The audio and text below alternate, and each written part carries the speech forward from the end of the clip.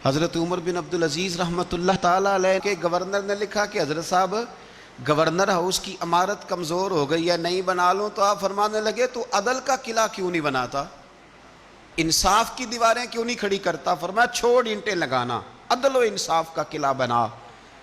سب سے بڑی بات یہ تھی کہ بڑے پابند تھے صوم و صلات کے، دن کو تلاوت کرتے، رات کو عبادت کرتے، پنجگانہ نماز میں کھڑے ہوتے، اللہ کے خوف کی بات آتی تو چڑیا کی طرح پھڑ پڑاتے، ڈرتے.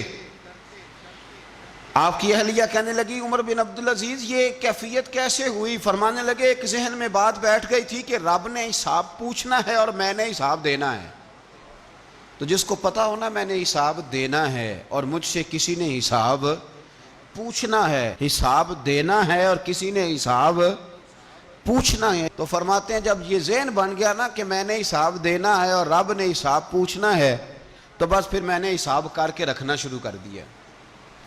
پھر میں نے کوشش کی ہے کہ حساب کروں کہ نا انصافی نہ ہو جائے، ظلم نہ ہو جائے. ایک آدمی بڑی دور سے چل کے آیا، عرض کی حضور آپ کے گورنر نے میرا مال چھین لیا ہے، واپس نہیں کرتا.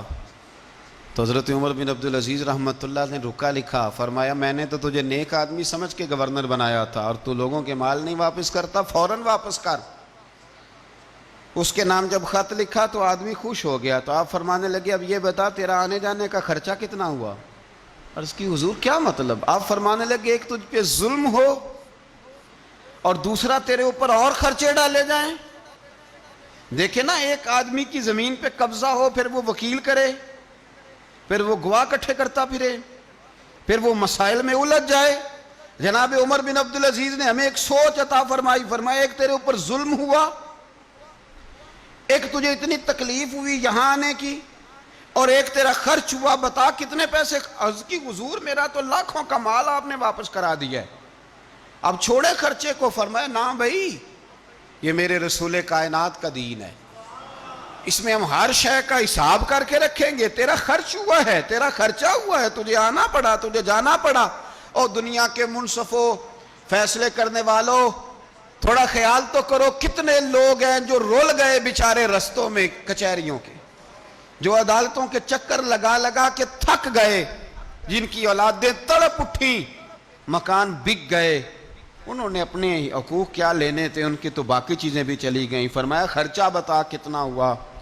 عرض کی حضور 60 دینار تقریباً. فرمایا اسے مال خزانہ سے 60 دینار بھی دو. پھر فرمایا میری جیب سے اسے 50 اور دو تاکہ یہ آنے جانے میں مزید روٹی کھا سکے، گوشت کے ساتھ روٹی کھائے.